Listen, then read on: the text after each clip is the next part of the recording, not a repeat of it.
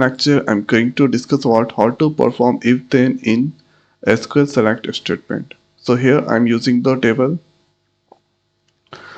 sql.emp and this is the first query. Then I'm using here if and then. That means if condition is true, then return something else part, or if condition is false, then that execute here else part. Now you can see select, then after using here cast function, here case statement. So when dpt number equal to 10, so dpt number is the column this places, and when that 10 or dpt number 30 is also there.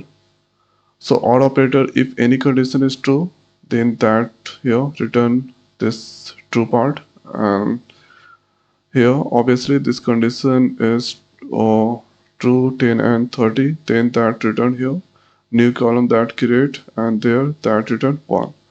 If 10 30 is not there, that place that return 0, and here the new column that's created, and here the data type is now bit. So new column is here in place of this all. Okay, in place of this all, that's create here new columns, new underscore col. After that here selecting this all column, or this all or column from the score.mp. Now let's execute and check the output. So here new column that's created, this places here 20 is there, so returning 0, and 30 is there, so returning here 1 1. When 20 is there, that's returning 0, this places. Okay, and 70 also returning. So this is the first query. Now you can also use here another query to get here if then. So this time's using or operator. So any of this condition is true, dpt number 30 and 30 is there, then that return here 1. And if color key is there, color key is also there, and dpt number 10 is there. So but color key is there, then they turn here run. Okay. So select cast function, then after case statement, case when job equal to clerk or dpt number equal to 30, then that return here 1.